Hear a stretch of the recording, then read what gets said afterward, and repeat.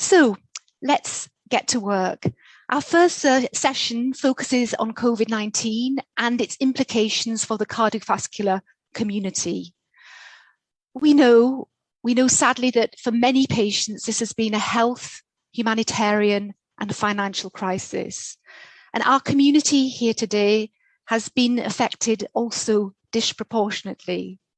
But the key question is, what can we learn? Before I introduce briefly our esteemed speakers for this session, I'd like to invite you to complete the following poll question, again, on the unitesummit.com platform. A very simple and straightforward question that you can answer very quickly. Post-COVID, can the cardiovascular community be more vocal about its needs and rights? Yes or no? Simply yes or no. We'll be looking at the outcome in a couple of seconds. But whilst you're completing this, I wanted to share with you that we're joined today by a really fantastic panel. Professor Roberto Ferrari, Alex Filchevers, Juan José Fernández Romero, Dr. Anselm Hendel, and Dr. Doreen Wong-Riga.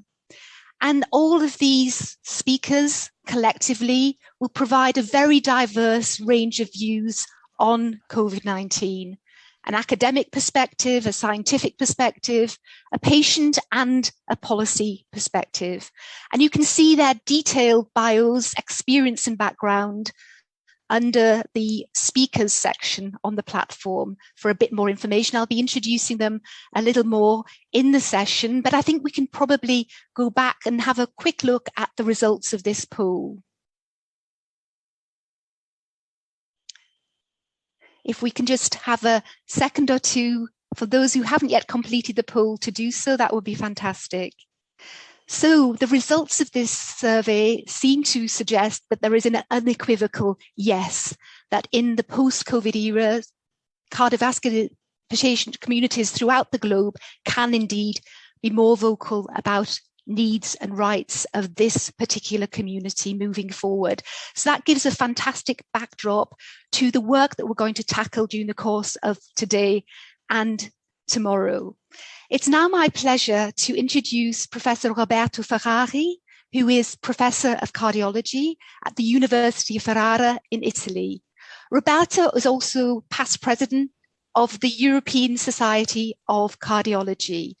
Roberto, a very warm welcome to you. I'd like to ask you what your perceptions are with regard to the way patients living with CVD and patients with COVID have been treated since the onset of the pandemic. And what do you believe to be the key lessons we all need to learn? Over to you, Roberto. Well, welcome to everybody. It's very nice to be with you. Thank you, Elaine, Nicole, and Neil for the invitation. And I'd like to start to say that one day, somewhere in 2019, somebody jumped. Next slide, please. Unfortunately, it was not a small fish, but indeed an invisible virus. Next slide, please. And the world remained and still is stunned. Next. Astonished, next, and lost. And so, as a cardiologist, I think the patient with angina remains stunned, astonished, and lost. And this is bad. One of the problems is that during the pandemic, and I should say, although less, but even today, there were about 15% less admissions to hospital for cardiovascular diseases. And this indeed is very bad, because cardiovascular diseases are the main cause of death worldwide. I give you just some example. Every year, we have 18 million of people who die for cardiovascular disease. Up to now, 5 million of people died for COVID. But it seems that we are more worried about COVID than about cardiovascular disease. And there are reasons for that. First of all, psychological problems. During the pandemic, everybody had a higher degree of anxiety, of fears, and that is not good for your heart. There was the tendency to eat more, particularly during the lockdown, being at home. Even myself, I was just cooking quite a lot, also to counteract the anxiety. There was reduced physical activity, but more importantly, fewer medical checks and examination, and fewer patients at target for risk factors.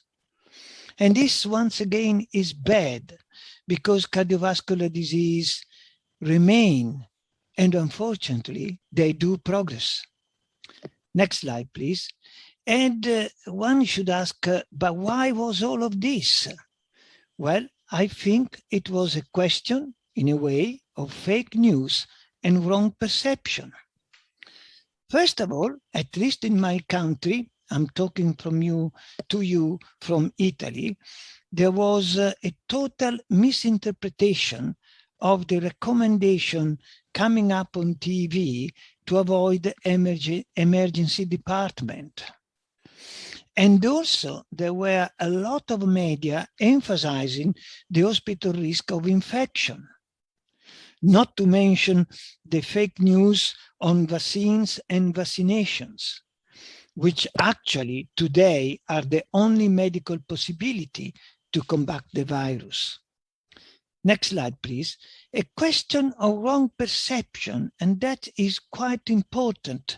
I did wrote an article using a little bit the wording corona and coronary. You see, coronary artery disease are very old and in a way accepted and in a way expected. Imagine that even the Egyptian mummies had coronary artery calcification, suggesting of coronary artery disease in them.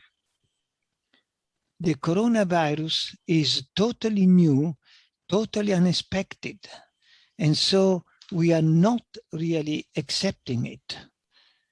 Next slide, please. And I'd like you to remember that there are different waves of a pandemic. And this is true for every pandemic. There is the first wave, which is the one that here in Italy had to cope with in 2019, with the immediate mortality, morbidity for COVID-19. Simply, we did not know what to do. Then the second wave, which is related to the impact of resources restriction on urgent non-COVID condition.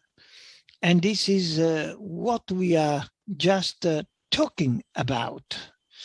The third way is related to the impact of interrupted care on chronic conditions. Again, this is what has happened to many patients with coronary artery disease. And I'm afraid there will be also a fourth way, which is the one related to the subsequelae of the virus, the so-called long coronary virus. And so next, I like to conclude and to provide you some suggestions. And these suggestions are from a simple cardiologist. The first one, which is very important, do vaccinate yourself. I repeat, do vaccinate yourself against COVID-19 unless is really medically contraindicated. In my country, majority of the people accepted to be vaccinated, but some are not, are against vaccinations. And I'm afraid are those some that are dying more frequently today in the intensive care unit. Remember, hospitals are safe. Hospital has been organized to deal with COVID-19. And you should not avoid to go to the hospital for any reasons. Hospitals are there to help you. So please do come to the hospital. As for the checks, I would say that you should continue with business as usual. You should not really modify what are your regular checks. Do also consider a booster every year. This is a very important. Now in Italy, at least we are going to the third vaccination. This is because the virus circulation will not stop overnight. And also, in the meantime, next slide, please continue to wear the mask. Next, continue to keep the social distance. And the next, continue to wash your hand. And this is all what I wanted to tell you. Do not underconsider chronic coronary disease. They are much more important than the COVID. We can do a lot for you. We can care about chronic coronary artery disease, but you should allow us to do so. Thank you very much indeed for your attention. Thank you so much, Roberto, for that fantastic intervention, that very, very visual portrayal of the do's and don'ts in the context of COVID and dealing with chronic disease and cardiovascular disease more specifically, and the critical role of communications. Thank you. We'll come back to a couple of your comments a little later on in the discussion. We'll now move to Alex Vilchevas, who is a passionate patient advocate and the executive director of the World Bladder Cancer Patient Coalition and a member of the Global Cancer Coalition Network. Alex, a very warm welcome to you. I know you've worked closely with other cancer patient organizations in this global coalition to really explore the impact of COVID in the cancer community, which of course has been far-reaching. Could you share with us perhaps the findings of your recent research and survey? What have been the real red flags and what are your recommendations to policymakers and other stakeholders? The floor is yours. Thank you so much, Nicola, for your kind introduction and for the opportunity to join the event today as a representative of Global Cancer Coalitions Network. So I'm here today to share the insights that we have discovered from our recent survey. Sorry, my slide is just, there we go. So very briefly, I would like to introduce who Global Cancer Coalition Network is. It is not a formal organization, but it's really an informal coalition of 9 cancer patient advocacy groups that came together in light of the pandemic early in 2020, in May to be precise, mostly around the concerns of the impact of COVID-19 on our member organizations and on the patient communities that they serve, and to share best practices, share concerns and experiences, and really use that as an opportunity to provide better support and care for our organizations as being umbrella organization network, but also to support the organizations in their work in providing care and support and information to patients on the ground within their countries. And collectively within the coalition, we represent over 14 million cancer patients around the world. In 2020, we have undertaken 2 surveys, one just as the beginning of the pandemic in the summertime, and another one followed up in December to see how the situation and the impact of the pandemic has been on our member organizations. And the impact on services has been really big when it comes to the ability to provide support and services in the time of the pandemic, when the demand has massively increased. Their ability and specifically the staffing has really has been a challenge. Staffing levels in many organizations have fallen by almost 20%. And almost all of our organizations who have responded to the survey rely on volunteers, and 1/3 of those are run solely by volunteers. And so they have seen a significant drop in the number of volunteers who are able to donate their time to these cancer patient advocacy organizations, with a drop of around 70%. That has been a massive impact on these organizations and a negative way. And many of these organizations now mostly or fully work from home since the beginning of the pandemic. Our second survey also uncovered that 2 organizations have had to close permanently, although I think the full impact of the pandemic and the closure of organizations will never be able to tell. And 13 have had to pause services temporarily due to the local restrictions. Now, the changes to the services that these organizations provide has been also significant. 66% of the organizations have developed new information for patients. And this information was primarily around COVID-19 at the time of uncertainty, especially in 2020, when there was so little information available and there was little access to healthcare system to find those answers. Our patient organizations really stepped up to try to provide that information. And 37.2% of the respondent organizations have also moved their support services online, with sharing major concerns over the lack of face-to-face support services which they had to stop. However, there have been some positive outcome from this as well, as they were able to reach more patient communities and expand their geographical reach. Now, in terms of financial impact, which I think extends beyond cancer patient advocacy organizations, and I'm sure it's the same in cardiovascular disease and patient organization groups, it has been a challenging year for these organizations, and 67% have experienced a fall in income in 2020. And when it comes to types of funding, it has really been affected across the board, but the streams of funding that have been mostly affected was the live events and annual meetings and that sort of activity, and community fundraising and donations, which have dropped significantly as well. And 79% of the organizations who do raise funds to support their activities were predicting a fall in their income over the course of this current year, with an average expected fall of around 46%. All in light of increasing demand and increasing need for the services. And so lastly, just to wrap up my intervention, when we asked patient organizations, did they see that the sustainable lessons were being learned from within the governments, locally, nationally, only 10.5% of respondents said a firm yes. But a third had some concerns that there was a real danger of mistakes being repeated.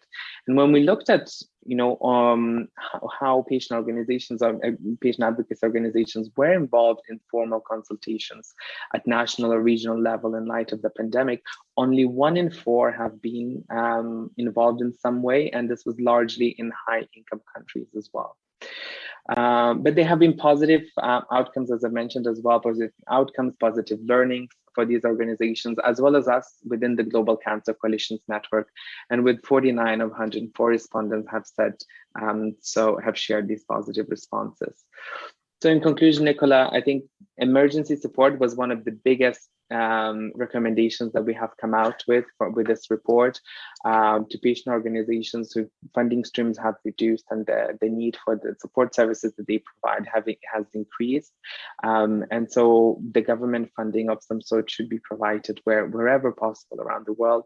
We also encourage collaboration between patient advocacy organizations themselves, and it's so wonderful to be here today as well, but also with the governments and health services together to ensure that we can pick up as much as possible the ground lost to the pandemic, and also taking action to restore cancer services as safely and as effectively as possible, and also creating a sort of a plan of action for cancer to meet the future demands of future health crises. And very briefly, I would like to thank all of contributors and to this report. And you can find this presentation slides, I think, on the event platform, and download these and our report and the posters as well. Thank you, Nicola. Thank you very much, Alex. That paints a very stark picture and very representative.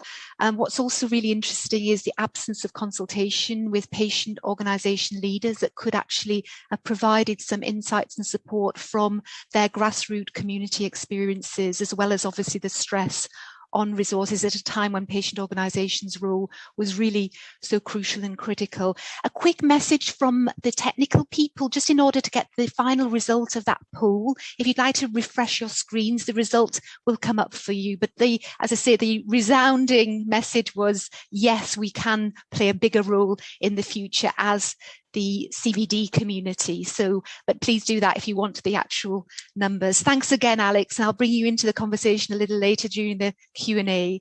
Moving now from the global level to the European level, I'm pleased to welcome Juan José Fernandez Romero, quite a mouthful for a Brit, sorry, Juan, who's part of the policy team at the European Patients Forum. We're delighted to have you with us, and it'd be great if you could just share the top line results of the recent survey across the European patients community that really crystallizes the challenges around COVID and the key recommendations that will really strengthen recovery and resilience from a patient's perspective. And I think sometimes somehow echoes some of Alex's comments as well. Juan, the floor is yours.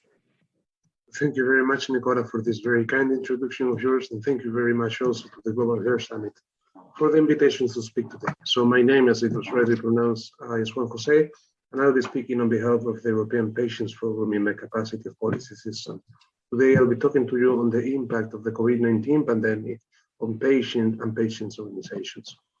We, in the EPF, we have conducted a survey to analyze this impact. We did it last year from 18 September to 18 October.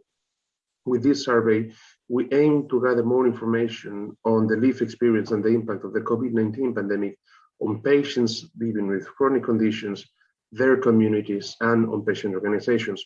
Or said differently, we conducted this survey among the EPF members, which are 77 patient organizations from across Europe, and our members, which are those patients living with chronic diseases and their communities. We received a total of 125 responses. Of those, 46% were patient organizations, and 54 were individual patients or carers.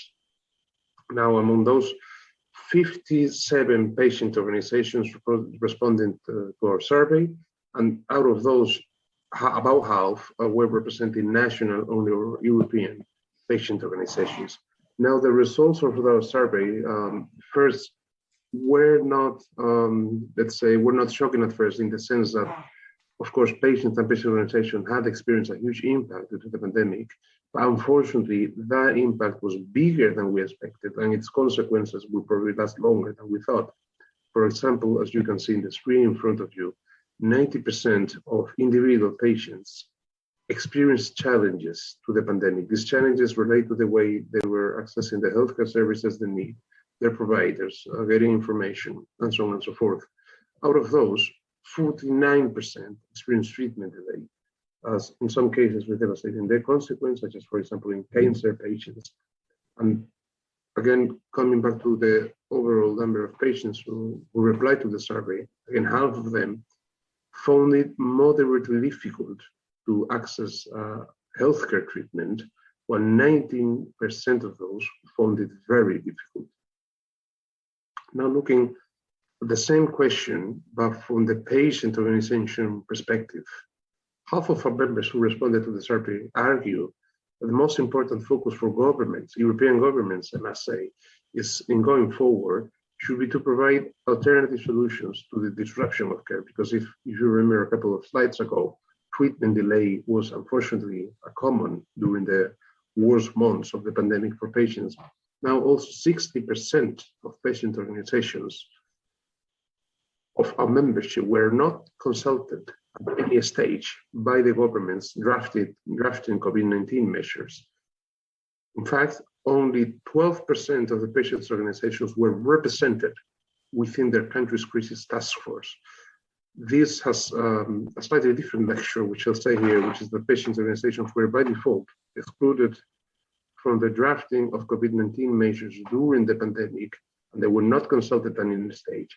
They were simply well told, in the best of the cases, what would happen after, but they had no say on that, which, as we will all agree here, I'm assuming, is very unfortunate. Now, coming back to the report, at the end of it, we at the EPF decided to draft a series of recommendations to policymakers due to the realm of organization, recommendations to be taken into account at the European level, but then exceptionally also at the national level, because this is what our membership, again, patient organizations and individual patients were telling us. Now, these recommendations, I'll show it to you, the next two slides. The first one, based on what I just said a while ago, is the need of involving patients with chronic conditions and their carers in co-designing measures, that is, including actions to reduce patient stress, feeling of isolation, and protect their personal safety and mental health.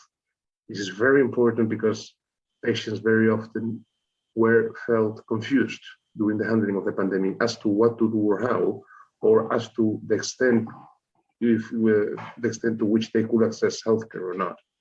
Then building on this, decision makers should also ensure clarity, timeliness, and accessibility of public health communications.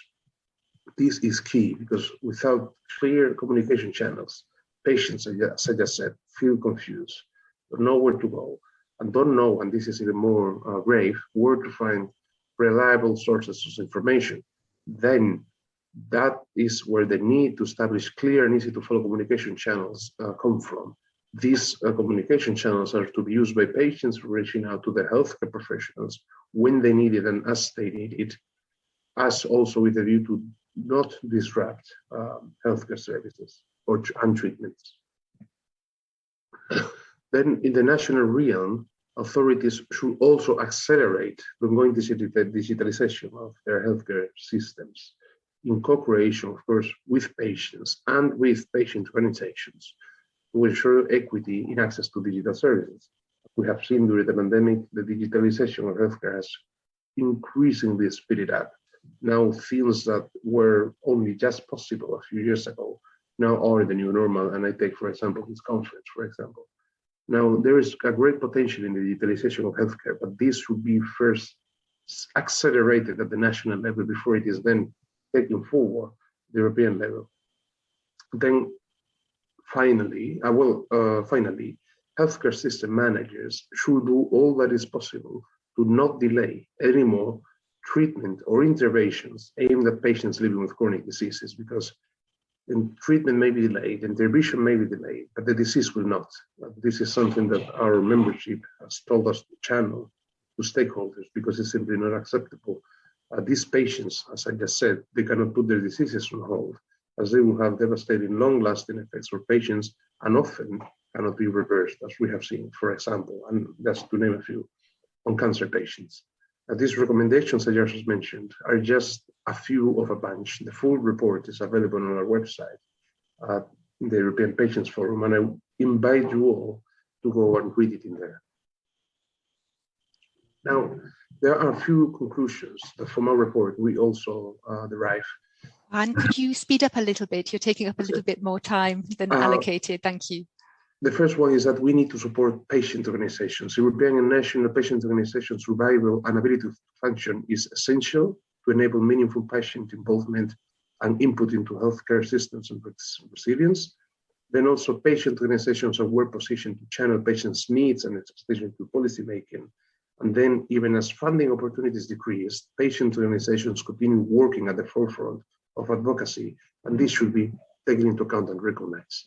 Then with this, I would like to finish. I thank you all very much for your attention. Again, the report is available in our website. You can see it in your screen. But thank you very much for having me, and have a great rest of the day. Thank you. Thank you, Juan. It's clear that there are a number of themes emerging, as well as the importance of continuity of care, trying to deal with this massive backlog faced by patients, the lack of consultation. Mental health and psychosocial impacts has also been referred to by all three speakers to date, and indeed the importance of clarity of communications. So let's now move to Canada, and I'm very pleased to welcome Dr. Doreen Wong-Riga, President and CEO of the Canadian Organisation for Rare Diseases, CORD, and Chair of the Canadian Heart Patient Alliance. Doreen, it's great to have you with us today. Obviously, from previous presentations, the impact of COVID on patients living with chronic diseases was and still is enormous. You have so much experience from a Canadian and global perspective, working hard in both rare diseases and for the CV communities. And so you've witnessed a lot of this firsthand. What can CV patients and their organizations do to ensure they engage in critical decision-making that will shape the future of health systems for the better? I think we've heard referrals from Alex and indeed Juan. The lack of consultation was a fundamental problem. Love to get your thoughts. Thank you very much. And first of all, really want to thank the opportunity to be here and certainly to be a part of this summit, but also to be a part of the international network here. I think this is a great advance forward. I mean, as you say, I also chair, obviously, Rare Diseases International. I am president of the Asia Pacific Alliance of Rare Disease Organizations. And here in Canada, head up the Canadian Heart Patient Alliance, as well as the Canadian Organization for Rare Disease Disorders.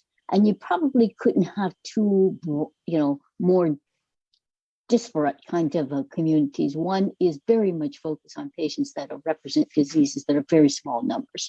And the other, obviously, one of the largest chronic disease communities. And I will say it's startling. We did some surveys here in Canada as well during the COVID, at the beginning of the COVID, and then following up with our cardiovascular community, but also with our rare disease community. And the impacts actually are very similar to what you heard from the previous speakers when we're talking about pancreatic cancer, or we're talking about, European patients. And certainly internationally, Eurordis did a huge study, encompassing almost 9,000 patients with rare diseases. And the results are pretty much the same. I think, when one state's talking about, regular patients, I think it's the same kind of a phenomena. And we saw over and over again, received over and over again, the challenges of people getting access to diagnosis, and people who are experiencing symptoms, or people who should have been going in for checkups and who were caught very late because they had not gotten timely access to a diagnosis.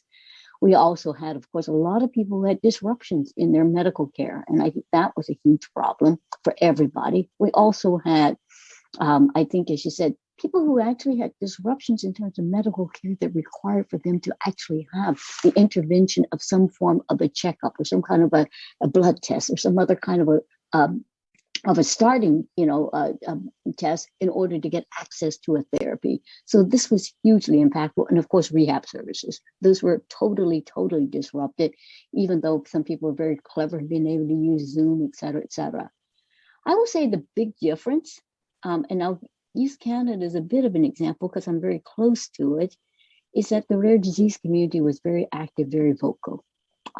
Obviously, one of the big differences is that we had very small patient populations who were very much owned and run by their communities. So their communities were hands-on, very much involved at the level of their patients. Our Asia Pacific Alliance actually taught us something very important coming out of the survey there, and that is those patient organizations. I mean, because they work in sometimes very disparate geographic environments and have very little access to actually services, actually did very well. They fared very well, during this pandemic, because they just kept on doing what they were doing. They were already using social media. Sadly, they already had very little funding. They already were doing very localized kinds of fundraisers, which they continue to do. So it was very interesting that those who were more reliant on, being able to have clinics, being able to have access to professionals, being also reliant on sometimes having the support from other kinds of larger donors, were the ones that experienced the most, I think, disruption. So I think, the challenge I think we've all heard, and Neil started us off very strongly with that, is that the kind of cohesion, the kind of on-ground patient support that you may see in some of the other diseases has not really built up in the same way among the cardiovascular patients. And, we can talk a lot in terms of all the reasons for it. I always say, my husband, who actually is a perfect example, he has Parkinson's disease. He has familial hypercholesterolemia, which is an inherent, genetic cardiovascular disease. And he also has a very rare motility disorder. So he suffers from all of those. The support that we get in terms of Parkinson's, the support we get in terms of the rare disease, is many times greater in terms of a hands-on support from the community, even from the clinicians, than we actually do get in terms of cardiovascular. And the kind of advocacy activities that the patients are involved in and that they drive, I find is really different. The high degree of engagement, the high degree of, championing in terms of changes in access. And so I find it, something that going forward, we really have to think about. And, FH, I think, is one of those perfect examples where, one of the most populous, cardiovascular diseases, but where the diagnostic rate is still somewhat, around 10, 15%. I mean, we always talk about it. It's a common disease. It's rarely diagnosed. And I think that's the challenge. And when you have the pandemic, all of this became, I think, as everybody says, magnified, but those patient organizations that really, and those patient and those diseases that really push back and make themselves heard and really were present, I think, did a lot and did more. I think the challenge was that it was an impossible time to kind of bring a community together that was not already there. Yeah. Thank you, Doreen. I'll bring you in a few minutes, but I think you've painted a very clear picture of how powerful a united rare disease community has been. Also, your Asia Pacific example, already they were working on very limited resources, quite remote, etc. So they just slipped into the groove, as it were. Very, very interesting, and actually pointing to the lessons that perhaps the cardiovascular community can really learn from the rare diseases community with their history and background and knowledge. Thank you very much, Doreen. I'll bring you in again in a few minutes. Finally, I'd like to go to Dr. Anselm Hennis. A really warm welcome to you, Anselm. You are the Director of the Department of Non-Communicable Diseases and Mental Health for the Pan-American region at the World Health Organization. And we're thrilled that you've joined us today. Thinking about the disruption of health services as a result of the pandemic and implications for patients and their care, what are your reflections from the global WHO policy perspective, but also through the lens of your region, the Americas, which is obviously a highly complex, highly diverse region? What should happen that's not happening now? And how can organizations like the Global Heart Hub and its members really help? Over to you, please. Thank you so much, Nicola, and thanks so much to the organizers of the United Annual Summit for inviting me to take part. This is indeed a privilege and a pleasure. Well, basically, as we already know, non-communicable diseases are the leading causes of death globally and in the Americas, no exception. They account for 80% of all deaths, NCDs that is, 80% of all the deaths, which is 5.8 million per year. And of these, cardiovascular diseases account for 35%. Also of note is that about a third of all non-communicable disease deaths occur prematurely in persons aged 30 to 70 years. Now, focusing a little bit more in terms of the COVID pandemic, which is the theme of this morning's session. And I'm going to make the point that right now, based on data from the 19th of November, there have actually globally been a total of 255 million cases and 5 million plus deaths. And in the Americas, about 96 million cases and 2.3 million deaths. As you see from my graphic on the right side, we seem to be getting an upswing in the blue area, which represents the area of the Americas, and the orange, which is the European Union area. So we now seem to be having an uptick in terms of cases, the caseload. And as we said again, what we heard before as well, is that roughly 250 million persons, roughly a quarter of the people in the Americas, live with a chronic condition. Many of which are cardiovascular disease or hypertension, which is part of the spectrum. Older persons and those with chronic conditions are at higher risk of severe COVID-19 as well as death. And as we also know, there are about 6-fold higher hospitalization rates for those with COVID-19 and 12-fold higher mortality for those suffering from COVID who have non-communicable diseases and underlying conditions. So this really makes the interlinkage between an infectious disease as well as non-communicable disease conditions. This slide speaks to the whole issue of service disruptions. We did some surveys, rapid surveys. The blue bars represent the survey that we did in the region in the second quarter of 2020, And the red bars represents the survey that took place in the first quarter of this year. And as you can see, there are disruptions across many illnesses. Acute dental services were disrupted, asthma. Cancer services, disruptions as much as a third. Diabetes, roughly 50%, hypertension, 40 or so percent. But what was interesting was that many of the countries who reported on this survey reported that they preserved the acute cardiovascular disease services. But we do know, however, that the uptake of services has been problematic. And as you heard from many of the presenters this morning, we expect to see an increasing burden of people who are not screened or diagnosed, and as well as those who were also challenged by the lockdowns, et cetera, which I'll allude to a little bit more. What are some of the lessons learned in the role of patients groups? We've learned about interactions between risk factors and chronic conditions with an infectious disease. It's been seen before. We know, for example, that people with flu had worse outcomes if they were obese or had hypertension and pre-existing lung disease. But the extent that we have seen now with the COVID has been more than we've recorded before. Weaknesses of health systems and services have become en masse. And there are many weaknesses that were in existence before, including underfunding, inadequate human resources, et cetera, but they became quite evident in a very dramatic fashion with the pandemic. We know also that those who are most vulnerable were those who are most affected. Lockdown measures, as Professor Ferrari so eloquently discussed, increase exposure to cardiovascular risk. There's also tremendous mental health burden, and we suspect this is a silent pandemic that we will confront for decades to come, and even a generational impact. Also, the private sector also took advantage to promote marketing of alcohol, tobacco, junk food, etc. in this space, which really signals the need for greater advocacy by patient groups. We know that going forward, we have to invest and strengthen primary health care to advance towards universal health coverage, and I'll speak a little bit more towards the Heart Initiative in the region of the Americas, which is used to promote management of hypertension and using protocol-based approaches.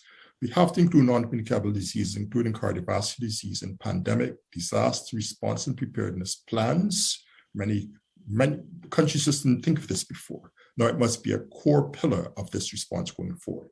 We must retain the innovations learned and the lessons learned. And of course, you've heard about telehealth, medicines and technologies. And of course, another role of patient groups and patients is to tackle the infodemic.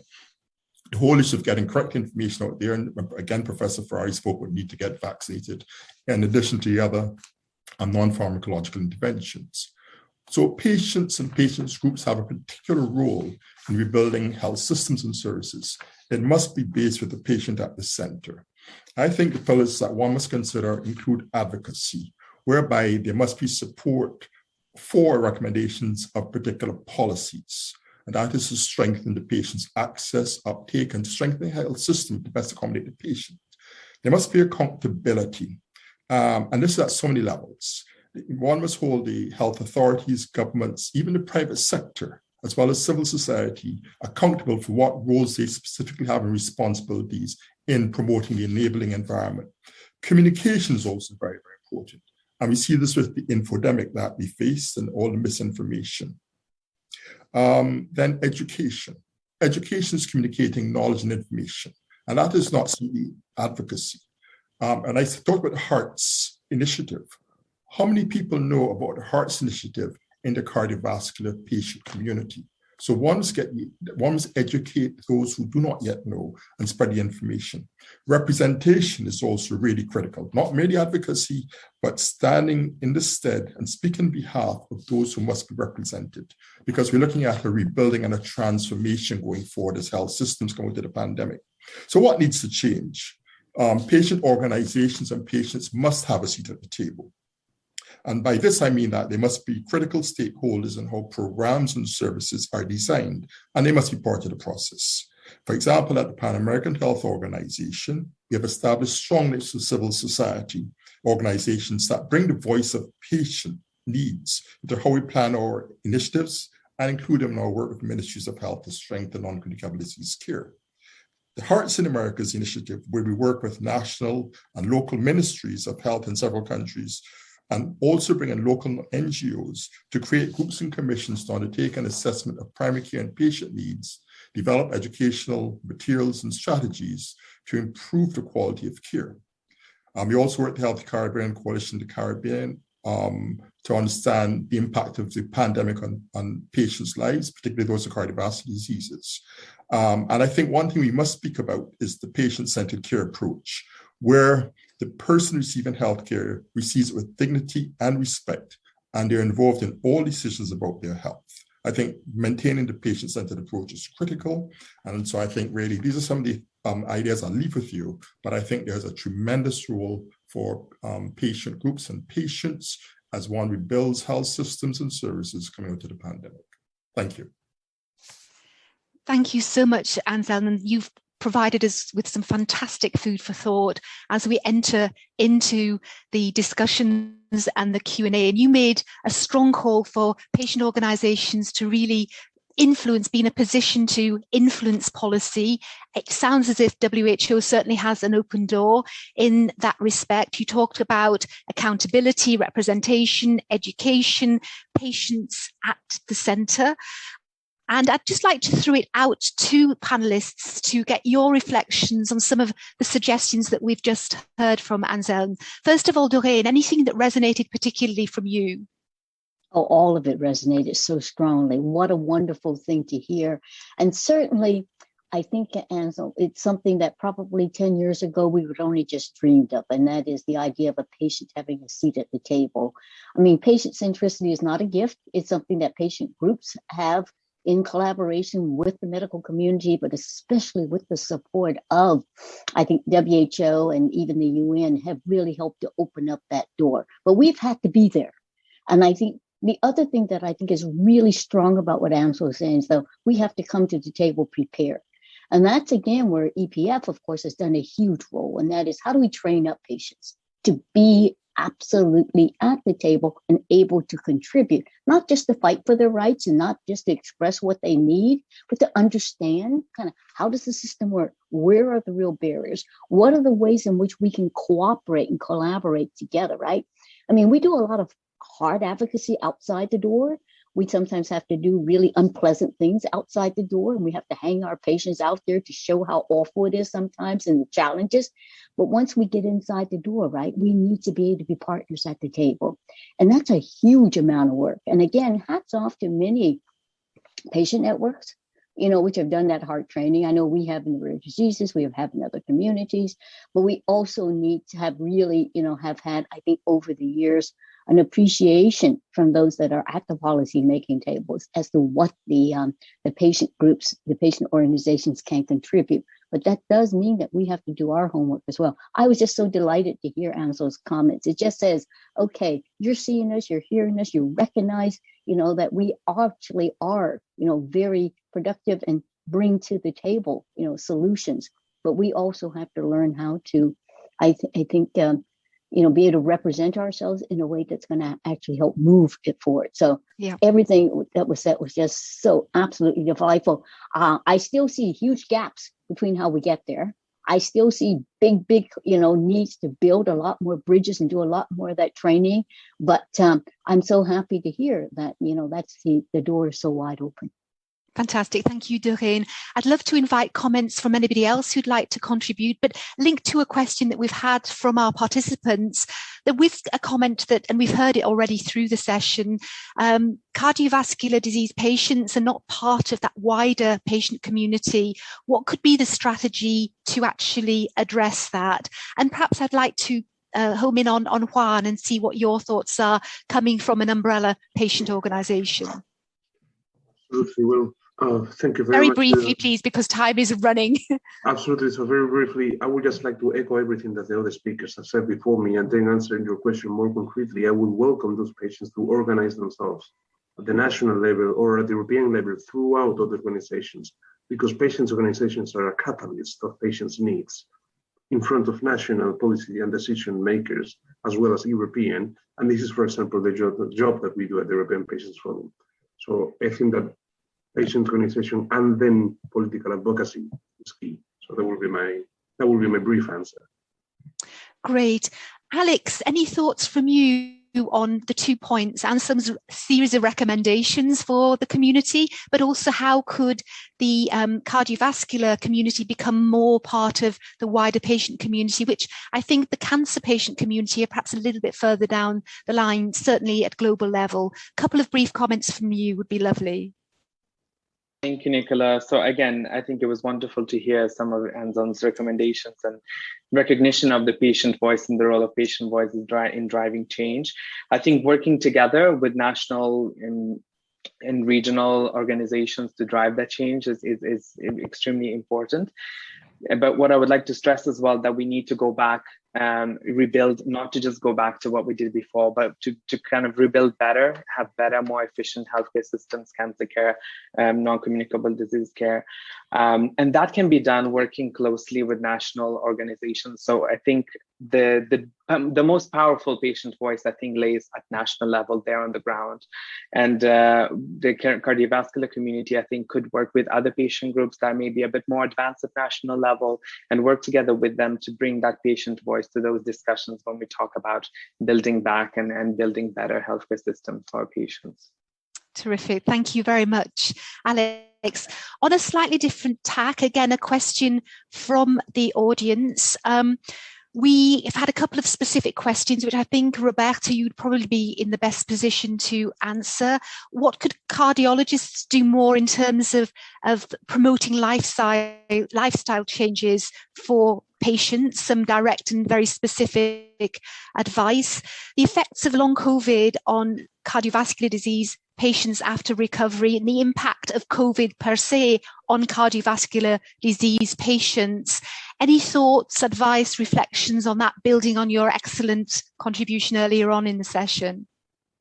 Yes, thanks. Well, first of all, I have to say that you are absolutely right in saying that in cardiology, we do not have a lot of patients' organization working with us and helping us. And we regret that. It's important for you, patients, to know that we would like to work together with you, because I think that in the future, you may be also very important for us to do research. We need to have your sensation. We need to have your diary and so on. So please try to help us in this sense. Now, what can you do for long COVID? The worst of the long COVID is a rather serious disease, which is myocarditis. We do not know how many of these myocarditis are occurring because work is in progress.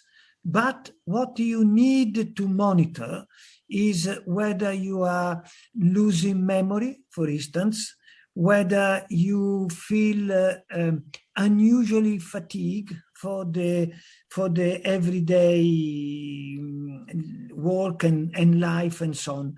These are some sign that will alert us. And if you have this sign, the best you can do is to contact your cardiologist, and he will do the necessary examinations. I have to say that is not very common, but it can occur. And usually, if it does occur within 4 to 6 months after the acute COVID manifestations. Thank you very much. Thank you very much, Roberto. Another question linked to mental health, and I think all of you actually touched on the mental health implications of COVID-19. Anselm, you described it as the silent pandemic that will come to us in a pretty short time because of everything we've experienced during COVID, but also the under-resourcing of mental health services prior to COVID. Could you, in a nutshell, describe some of the policies that WHO has in mind to address that robustly? I know that WHO Europe has come out with a lot of really powerful statements and action plans. How do you see it from your region and more globally, very briefly?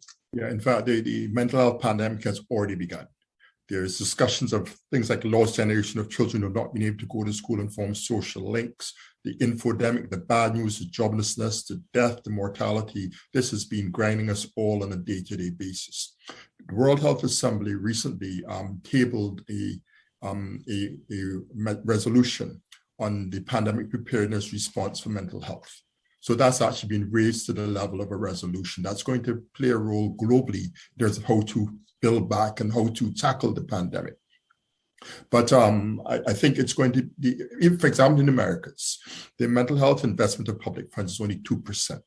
Mental health still relies largely on the asylum model with this mental hospital rather than community-based care.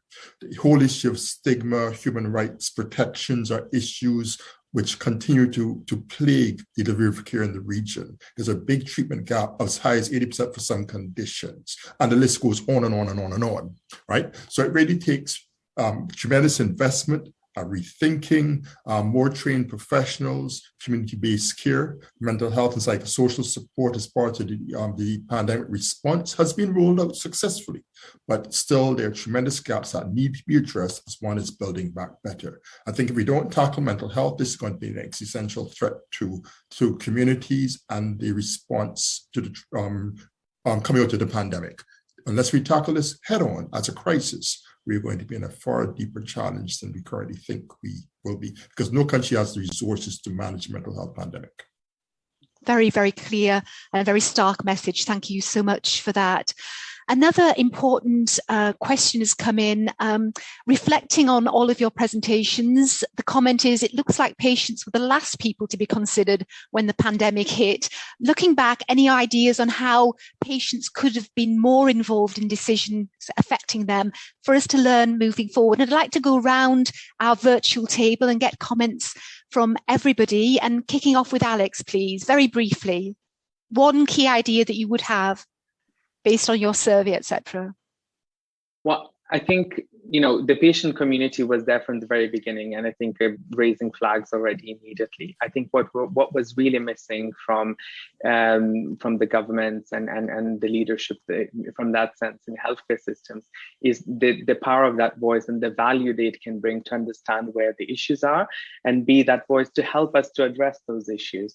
So I think more generally for the community is to really go out there and be stronger about recognizing the power of the patient voice and the communities that you represent in driving that change. Thank you, Alex. Juan, what are your thoughts? Very briefly, I think that the key, again, relies on engaging with patient organizations, whether these are national patient organizations or disease-specific patient organizations.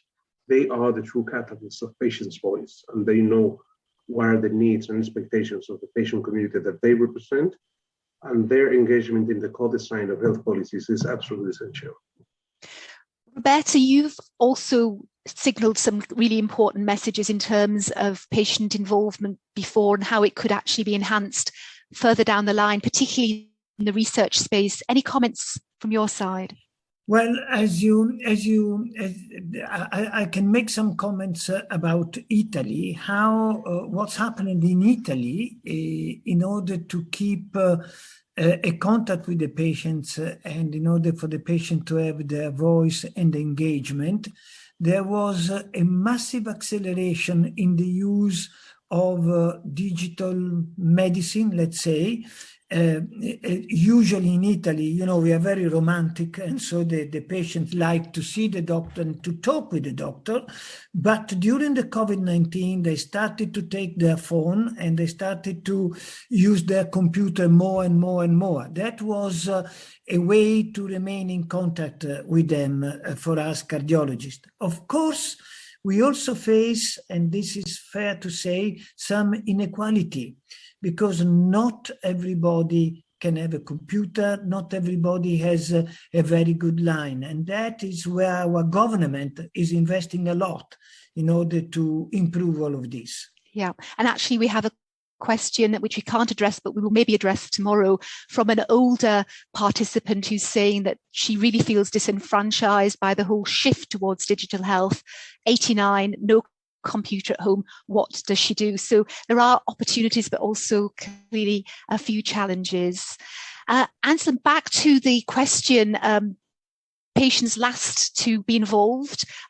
You've already given us a lot of hints about patient engagement moving forward, but thinking back to the pandemic, one key lesson that you would actually put to the fore that we should bear in mind? Yeah, I think the whole connectiveness of patient associations, organizations with the health authorities.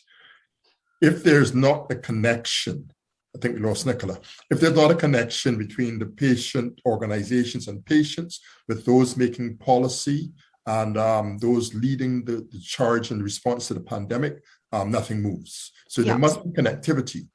And I think there are some examples, for example, non-communicable disease commissions in our region where patients are represented. But I think patients need to advocate to have a seat at the table. We are bringing them in through WHO and PAHO, etc. But they must be connected with the health authorities and the ministries in the different countries. If not, they will not be there when the decisions are being made and the policies are being developed. I'm very glad that you've said that, because we've had a comment actually saying that if WHO would officially recognize patient organizations as an important partner, which they do in many regions, then they will perceive...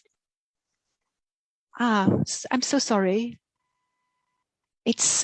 There's a technical problem, and I'm afraid you'll just have to hear my voice and not see my picture. I don't know what's happened, but I don't want to disrupt this session, so I'll solve that in the break, I hope.